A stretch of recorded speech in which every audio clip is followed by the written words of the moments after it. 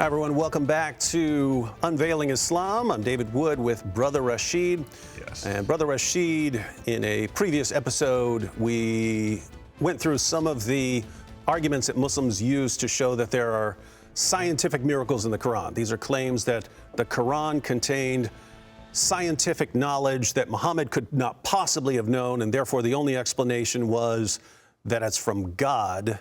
And yet, when you actually go through the examples that Muslims use over and over again, you see either that's not what the Quran is saying, or it's not what science says, or it's information that was already widely known or believed at his time. Yeah. But another question that pops up is, if this is going to be their standard, if they're going to make this their standard, scientific accuracy, then are there scientific errors in the Quran? Oh, definitely, definitely. Even going back to those stages that we mentioned before, for example, mentioning blood as one of the stages.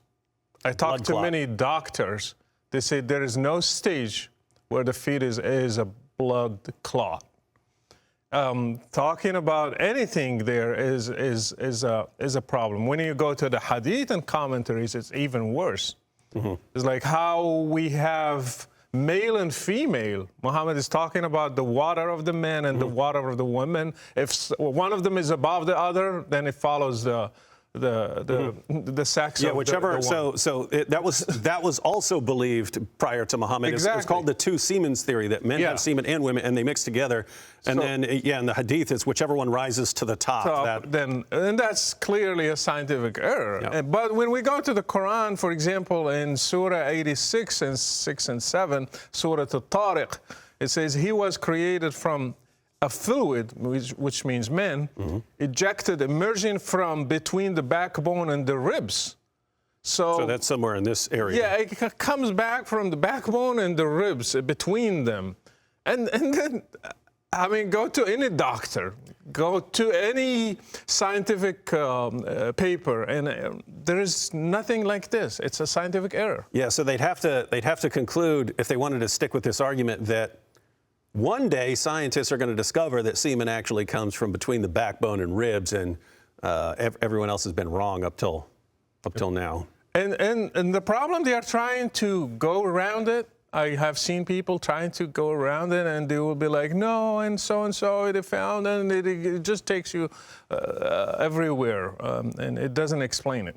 Yeah, I've seen them actually argue that this is talking about embryological development, when when cells are moving around in the embryo and stuff, and some of the cells eventually go through here and so on. It doesn't make any sense, because in the hadith, Muhammad says that we were all in Adam's backbone.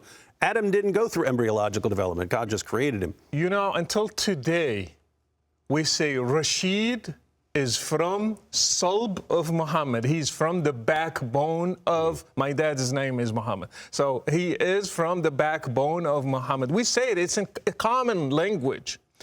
Because in the old days, they thought we are from the backbone.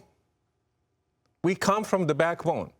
So that's why they still mention it in the language, which was wrong knowledge, but the Quran used it as a scientific knowledge, and it was wrong. Yep.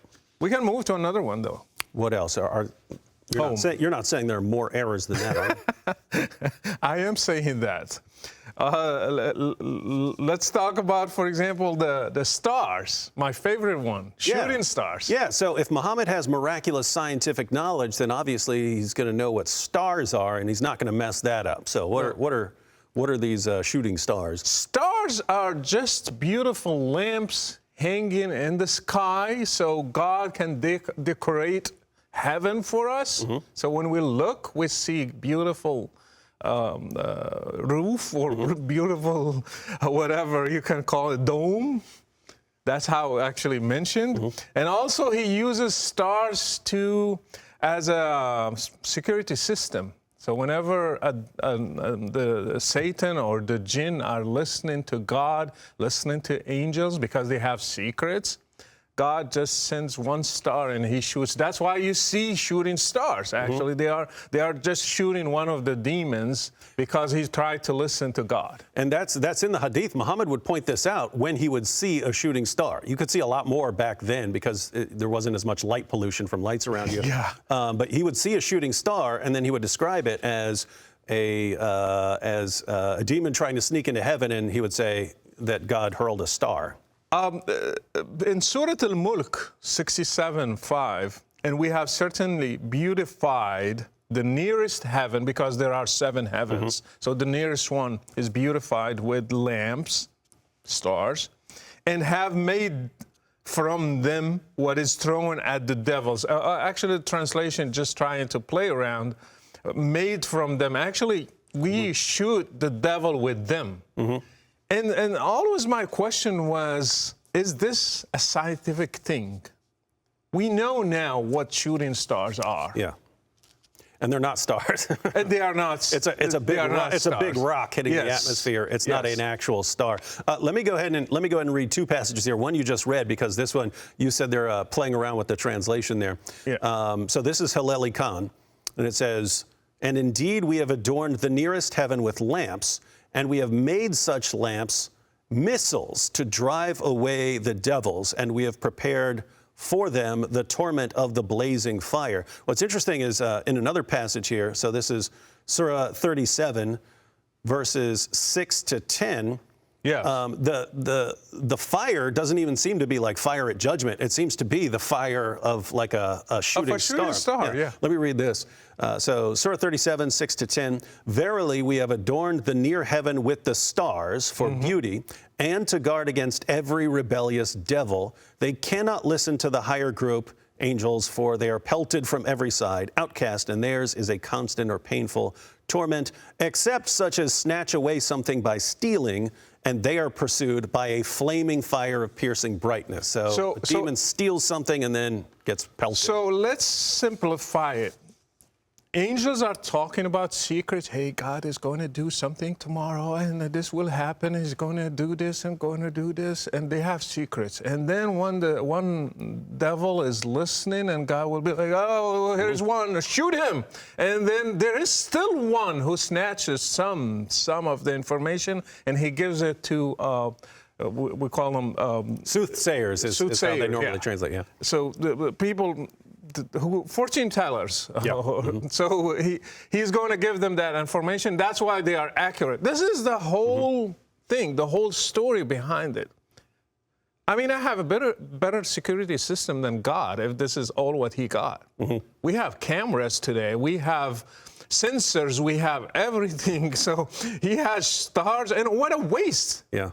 There are billions of hurling entire stars. Billions of stars. What a waste. It seems not really from God. What I hear here is just a myth that was in Arabia. And Muhammad just put it there as a fact. And you could see why someone would come to this conclusion, because a shooting star does actually look like a star, right? And you say, oh, you know, what happened? Why is that star shooting across the sky? Oh, it's a security system. But you know, putting all of that together, the stars you see in the sky are actually missiles waiting to be launched. For when a demon sneaks in to listen to Allah's plans, so he can sneak back and tell fortune tellers what's going to happen in the future. And so when you see a shooting star, it's because God or one of the angels grabbed a star, hurled it at a demon to stop him. But you've pointed out, some of them still get away. Yeah. They get away from God's security system. It's not 100%. Yeah, it's not 100% effective. They still have some holes to deal with. Yeah, let's go to mountains. Surah 16:15, Surah Al-Nahl. He has cast into earth firmly set mountains. So mountains, God just throw them on earth so it would not shake. And this is clearly a scientific error. So God created earth, but it was shaky. And so he put those down like tent pegs to hold everything. Exactly, to hold earth. And we know that's not true. Mountains are tectonic formed plates. because, they push together and then they go up. So they're not hurled down. And I don't know how a Muslim will think this is from God. When I was studying these things, it was the last thing and I said, this is not from God.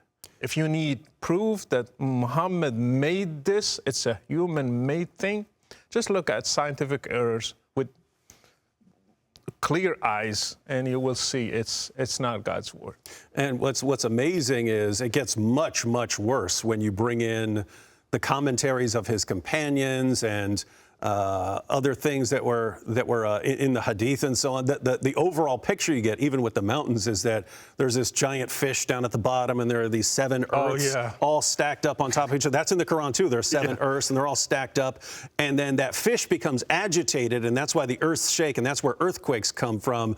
And that's how they tie in the mountains that Allah puts them on the earth to sort of stabilize it when this fish is rocking the boat, so to speak. I had a debate with a Muslim sheikh, an Egyptian one, and I asked him about the stars, and I told him, what is the reason that God created stars in the Quran? He mentioned 2 things. He said to cast demons and also to guide people. He left out the missiles? Well, I mean, to guide people at night. That's what it used to be in Arabia. So I told him, now we have GPS. We don't need that. So he just created them for nothing. We have GPS, and we don't need stars to go in a desert and see our direction and stuff like that. It just means this Quran was made up from the culture, from Muhammad's surroundings. It has no scientific discoveries. It has actually scientific errors. And so for all you Zakir Naik fans out there whose faith and confidence in the Quran has been based on its supposed scientific accuracy, we can confirm right here, better find a better argument.